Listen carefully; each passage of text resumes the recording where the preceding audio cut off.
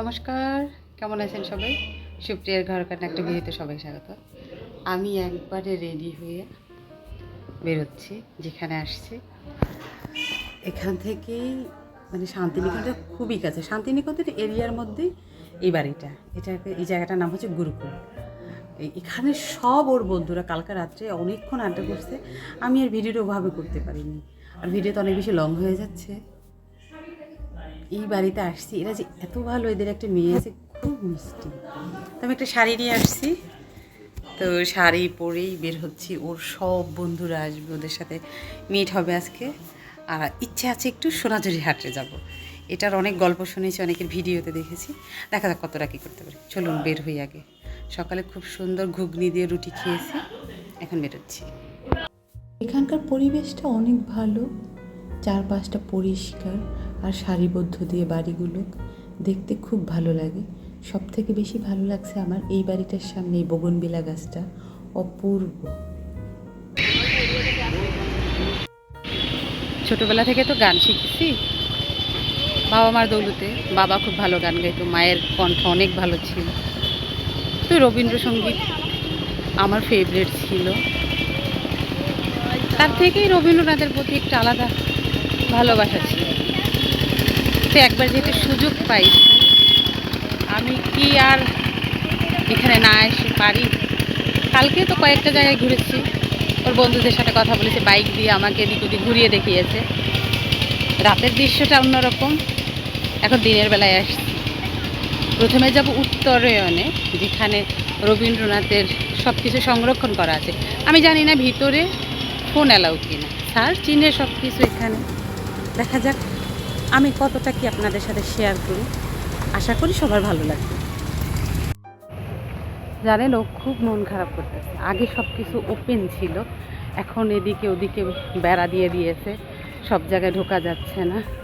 ওর খুব মন খারাপ লাগতেছে। ও বলতেছে যে শান্তিনিকেতন আমার মনের ভিতরে ছিল, সেটা এখন নেই। কিন্তু আমার কাছে কিন্তু বেশ ভালো লাগছে। আমি যেহেতু প্রথমবার দেখছি, এখানে অনেক কিছুই পাওয়া যায়, কিন্তু প্রচুর দাম আমার যেটা মনে হয়, যেটা হয় টুরিস্ট স্পট হলে যা হয় আর কি। মানে 100 টাকা 80 টাকা। এটা টিকিট কাউন্টার, এখান থেকে টিকিট নিয়ে আমি যাব মিউজিয়ামের ভিতরে। এটা মিউজিয়াম। ভিতরে ফোনটা অ্যালাউ না, কোনো ছবি করা যাবে না। আমি ছোটোবেলা থেকে একটু একটু পড়েছি, আর স্যারের বাড়িতে এসে ওর তো অনেক বেশি বই সংরক্ষণ। আর যেহেতু ও এখানে পড়াশোনা করছে, এর প্রতি ওর একটা আলাদা ভালোবাসা। সব ধরনের বই আছে। হ্যাঁ, তো এখানে এসে না কেমন যেন লাগছে, আমি এখনও বলতে পারছি না। খুবই আবেগে আপ্লুত হয়ে গেছে, কথাও বেঁধে যাচ্ছে আমার। মিউজিয়ামের ভিতরে রবীন্দ্রনাথের ব্যবহৃত অনেক কিছুই ছিল। তার মধ্যে নৌকা, আসবাবপত্র, বাসন, সবের উপর দেখতে অনেক ভালো লাগছে। আসলে কি এগুলো না কাউকে বলে তো বোঝানো যায় না। আমি যতটা পারছি শেয়ার করি, জানি না কতটা আপনার হৃদয় পর্যন্ত স্পর্শ করবে। জীবনে তো অনেকগুলো দিন চলে গেছে, আজকে মনে হচ্ছে না জীবনে কিছুটা অংশ খুব ভালো একটা দিন কাটলো আজকে।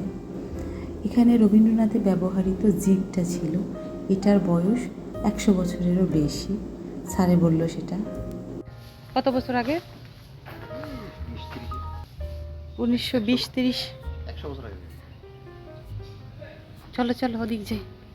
ওইদিকে ওই হয়তো তোমার কাছে ভালো লাগতেছে না, কিন্তু আমার কাছে তো ভালো লাগতেছে। কি হয়? তুমি এগুলো দেখেছো অন্যভাবে।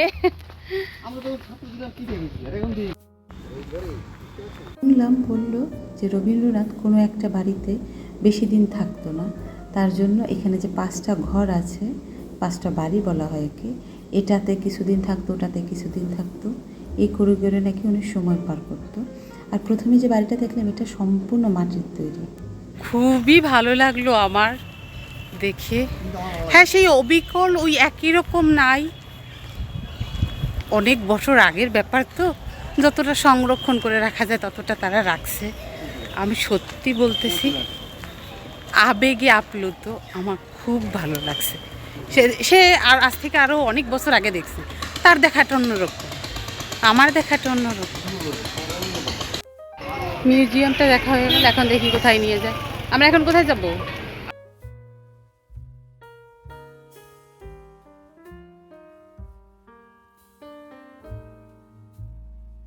এই বিচ্ছুদের সাথে ছবি করাটা একটা দুর্লভ ছিল।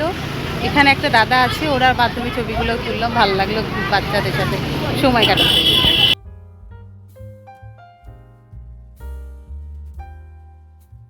এখানে তো অনেক রেস্ট্রিকশন, সব জায়গায় ছবি করা যাবে না, দাঁড়ানো যাবে না, সব জায়গায় ঢুকা যাবে না। তো এখানে ওর বন্ধু ওরা চাকরি করে, যারা এখানে পড়াশোনা করে এখানে অনেকে চাকরি পেয়েছে, তো তাদের মাধ্যমে এখানে সব জায়গায় ঢোকার পারমিশন পাচ্ছি আমরা।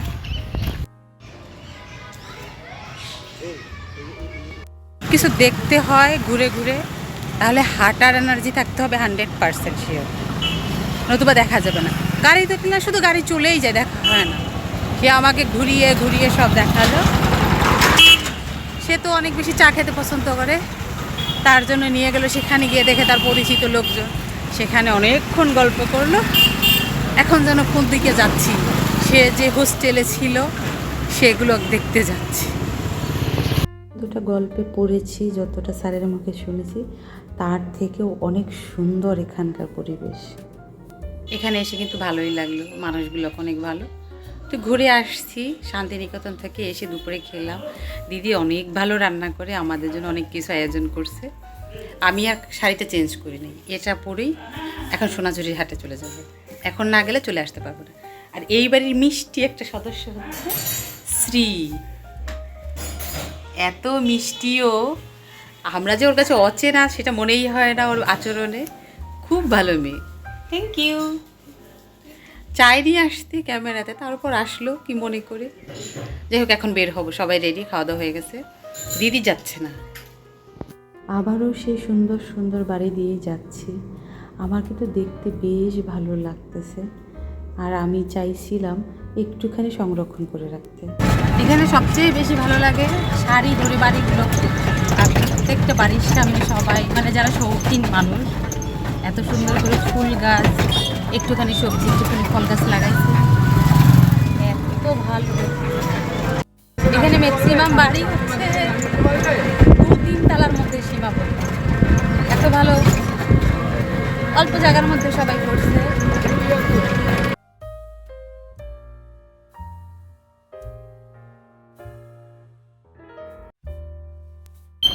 এসে গেছি আমরা সোনাঝুরির হাটে। এখানে মাটি লাল, যাক দেখি। এখানকার হাটটা, সোনাঝুরির হাটটা অনেক বড়, অনেক দূর নিয়ে বসেছে।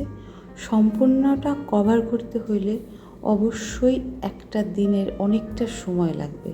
আমার মনে হয় না আমি সম্পূর্ণটা কভার করতে পারবো, আমার হাতে সময় খুবই কম। যতটা পারছি সামনে দিয়ে ঘুরছি। আর এখানে আমি দেখলাম যেটা শাড়ির কালেকশনই বেশি, শাড়ি, জামা, কুর্তি।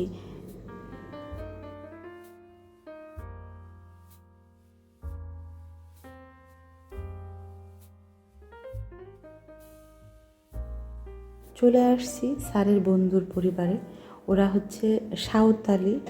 খুব ভালো লাগলো, অনেক বড় একটা বাড়ি, সবাই মিলে একসাথে গল্প করলাম, খুব ভালো একটা সময় কাটালাম।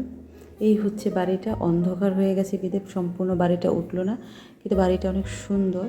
আর এখন আবার বাইকে করে যাচ্ছি, ওখানে স্যারের বন্ধুরা সবাই অপেক্ষা করতেছে, ওদের সাথে যেয়ে কথা বলবো। আমরা সোনাঝুরি থেকে গেছি স্যারের বন্ধুর বাড়ি। এমন টাইমে গেছি সেখানে ভিডিও দেওয়ার কোনো অপশনই ছিল না। চলে আসছি, এখন আমরা মোমো খাবো, ভেজ মোমো। হ্যাঁ, 1 প্লেট। আমি কলকাতাতে যখন ফুচকা খেলাম আমার কাছে একদমই স্বাদ লাগে নাই, সত্যি বলতেছি। কিন্তু এখানকার ফুচকাটা অনেক সুন্দর। তো এই দিদিদের সাথে বসে আমি ফুচকা খাচ্ছি, আমিও লাইনে দাঁড়াইছি একটা বাটি হাতে নিয়ে। আমার সাথে চন্দনদার মেয়ে আছে, ওনাকে নিয়ে আমরা ওখানে কিছুটা সময় কাটিয়ে এখানে আসলাম। এনাদের পৈতৃক জন্মস্থান কুমিল্লাতে। এখানে আসার পরে এত এনার্জি বেড়ে গেছে, যেমন হাঁটতেছি তেমন খাচ্ছি। এই বিকেলের দিকে সোনাঝুরি হাঁটেতে ঠিক 40 মিনিট কাটাইছি। তারপরে গেছি ওর এক বন্ধুর বাড়ি, যে দাদার বাইকে করে ঘুরলাম সে দাদার বাড়ি গেছি। তারপর গেছি আর এক দাদার বাড়ি, বয়স্ক দুজন মানুষ। আমি কি বলবো, চিনি না কাউকে, তারপর এত ভালো লাগলো। সোনাঝুরি থেকে অনেক কেনাকাটা করছি। 40 মিনিটে আমি অনেক কিছু কিনেছি, গিফটিং পারপাসে কিনেছি। এখানে আমার কিছু আছে গিফটিং, আমারগুলো বাড়ি গিয়ে দেখাবো, আর যাদের গিফটিং সেটা আমার মনে হয় না দেখানো উচিত। যেটা ওই দাদাদের বাড়ি গেলাম, ওনাদেরকে দিয়ে আসছি। আমি তত কিছু আনতে পারি নাই ওনাদের জন্য, আর ভাবিনি তো এই পর্যন্ত আসবো আমরা। আবার এই দিদির জন্য কিনেছি কয়েকটা জিনিস। আমি আবার দেশেও কিছু গিফট পারপাস কিছু নিব, সেগুলোকে কিনলাম। আবার কয়েকটা মিস হয়ে গেছে, কিন্তু আমার কাছে আর সময় নেই। আজকেই আমাদের যাওয়ার কথা ছিল, বাট যাইনি, কালকে যাব। খুব ভালো লাগলো এই অচেনা মানুষগুলোকে সাথে সময় কাটাতে, বলার মতো না। তাদেরকে আমি প্রথমবার দেখতেছি, আর এটার জন্য মেইন হচ্ছে স্যার এই জায়গাটা তৈরি করছে। এত ভালো লাগলো। আর সব থেকে বেশি ভালো লাগছে সকালবেলা ওই যে দাদা বাইকে ঘুরছে, ওনার নাম হচ্ছে হারাধন্য। ওই দাদা আমাকে পাঠ্যভবনে, মানে শান্তিনিকেতনে যে ক্লাসগুলো হয় সেখানে ঘুরতে নিয়ে গেছে। ওখানে সাধারণ মানুষে যাওয়ার কোনো অ্যালাউ নাই, আমাকে নিছে। আমরা তো সারা জীবন শুধুমাত্র ক্লাসরুমের মধ্যে ক্লাস করে আসছে, এখানে গাছতলাতে ক্লাসগুলো হয়েছে। এত ভালো লাগছে। ওখানে ভিডিও করা যায়নি, অনেক জায়গায় রেস্ট্রিকশন থাকে, ভিডিও করা যাবে না, সেগুলো তার তুলতে পারিনি। আশা করি আপনাদের ভালো লাগবে। এরকমভাবে যদি সংরক্ষণ করা হয় দেশের ঐতিহ্য, তাহলে সেটা দীর্ঘদিন চলে। আমার খুব ভালো লাগছে। আসলাম, এসে ওই সেসব নিয়ে কথাবার্তা চলতেছিল। মাত্র ফ্রেশ হলাম, আমি গোসল করছি। এখন আবার এখানে খেতে হবে মানে খেতেই হবে।